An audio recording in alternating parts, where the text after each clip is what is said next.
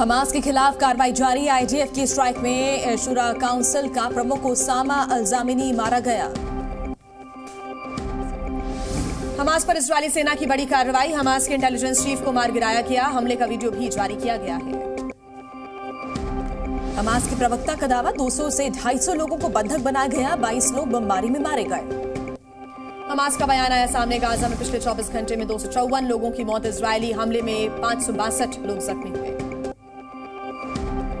आतंकी संगठन हिजबुल्लाह पर जवाबी कार्रवाई। सैन्य ठिकानों पर किए हवाई हमले। वीडियो किया जारी।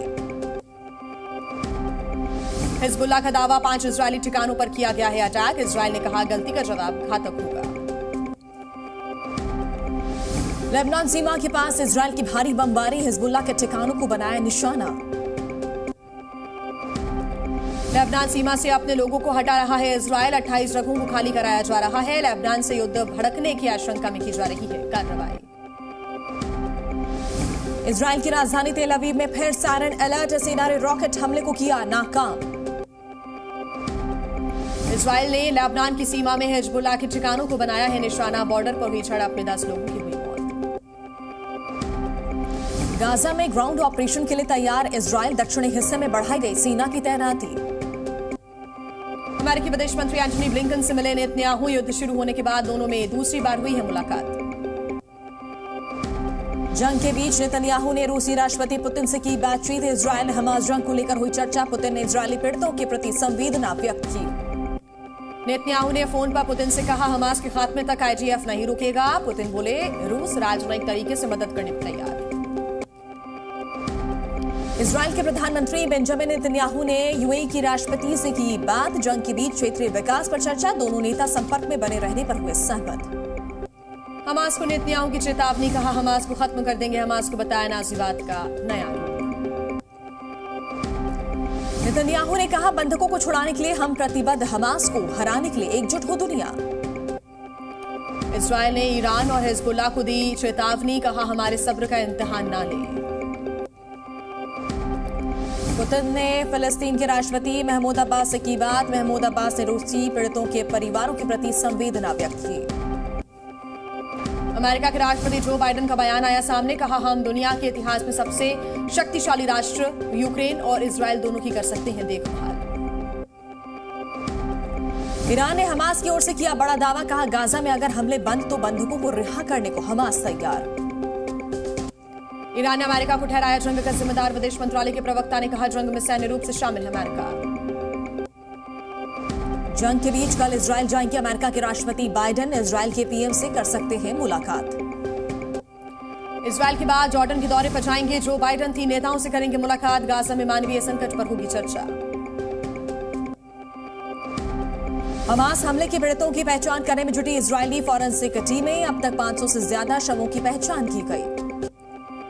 इजरायल और हमास के बीच भीषण जंग। दोनों तरफ से हमले में अब तक 4200 से ज्यादा की मौत। इजरायल हमास युद्ध का आज 11वां दिन। गाजा में 2750 लोगों की मौत। फिलिस्तीनी स्वास्थ्य मंत्रालय ने दी जानकारी। हमास के खिलाफ इजरायल की जवाबी कार्रवाई तेज। अश्कलोन के बाद भारी तादाद में इजरायली सैन्य विमान तैनात। गाजा बॉर्डर पर इजरायली सैनिक तैनात। इजरायल के कई शहरों में टैंकों की तैनाती की गई। जंग के चलते अश्कलोन शहर में भारी नुकसान की आशंका। अब तक 182 इमारतों को पहुंचा है नुकसान।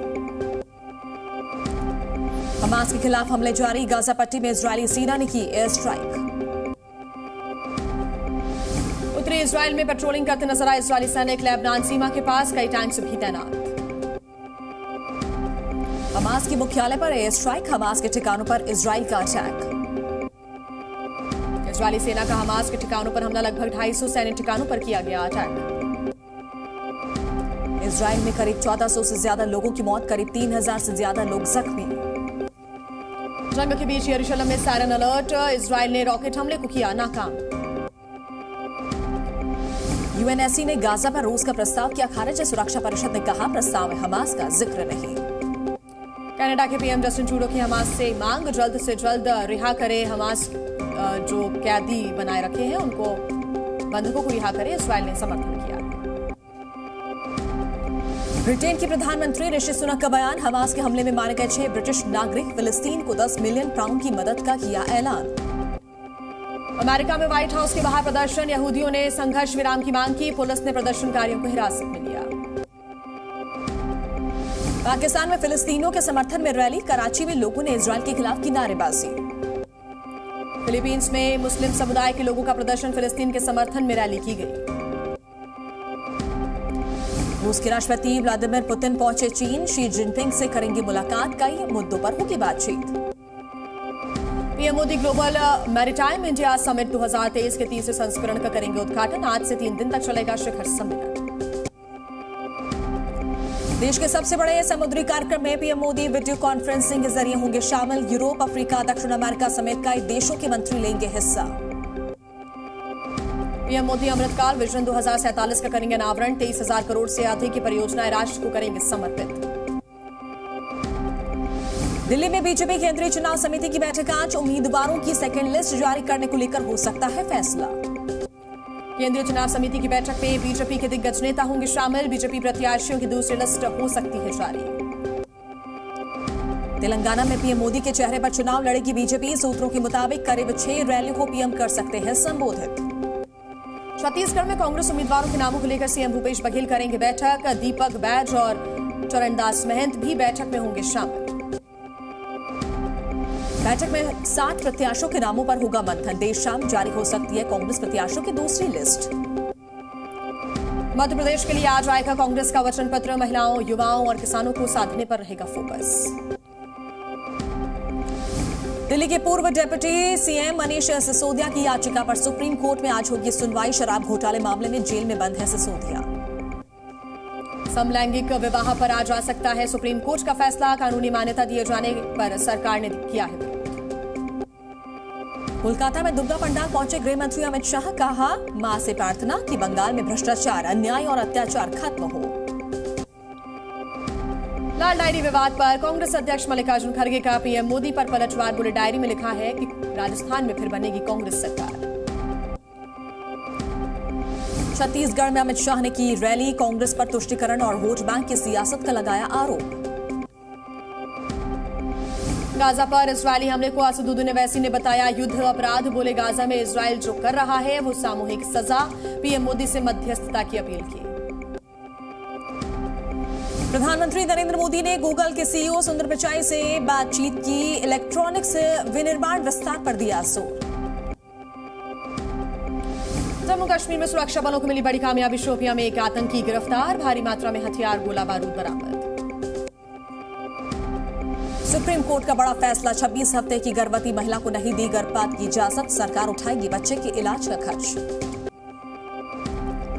राष्ट्रपति द्रौपदी मुर्मू 69वें राष्ट्रीय फिल्म पुरस्कार विजेताओं को करेंगे सम्मानित, कार्यक्रम में अनुराग ठाकुर भी होंगे शामिल। हैदराबाद पुलिस को मिली बड़ी सफलता, 2.9 करोड़ रुपए कैश के साथ 6 लोगों को गिरफ्तार किया। जम्मू कश्मीर में बर्फबारी, पुंछ में मुगल रोड बंद, वाहनों की लगी कतारें। दिल्ली एनसीआर में मौसम ने करवट ली, तेज हवाओं के साथ हुई झमाझम बारिश। बद्रीनाथ धाम में बर्फबारी से मौसम ने ली करवट, कड़ाके की ठंड से लोगों की बढ़ी मुश्किलें।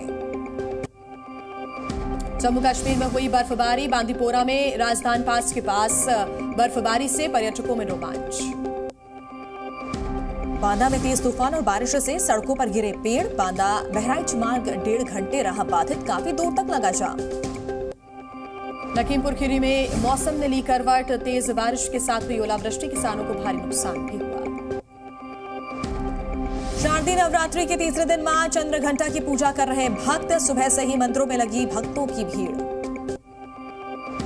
जालौन में महिला की हत्या का 8 घंटे के अंदर पुलिस ने किया खुलासा, पुलिस ने आरोपी को गिरफ्तार भी किया, खेत पर मजदूरी को लेकर हुआ था विवाद। यूपी के आजमगढ़ में फर्जी मजिस्ट्रेट गिरफ्तार, नौकरी दिलाने के नाम पर करता था ठगी, 95,000 रुपए कैश, 3 मोबाइल फोन बरामद। अमेठी में युवक को बदमाशों ने मारी गोली, युवक का इलाज जारी, जांच में जुटी हुई है पुलिस। लखनऊ में चोरों ने एक घर से चुराए 5 लाख के जेवर, सीसीटीवी में कैद हुई वारदात। झांसी में वन विभाग की टीम ने ट्रक के नीचे फंसे 10 फीट के अजगर का किया रेस्क्यू, सोशल मीडिया पर वायरल हुआ वीडियो। आगरा में युवकों ने चौकी इंचार्ज पर दबंगई और गाली गलौज करने का लगाया आरोप, सीसीटीवी में कैद हुई घटना। महाराष्ट्र में ड्राइविंग करते समय फिल्म देखता दिखा बस ड्राइवर, वीडियो हुआ वायरल। साउथ अफ्रीका और नीदरलैंड्स के बीच मुकाबला आज धर्मशाला में खेला जाएगा ये मैच। Zee News.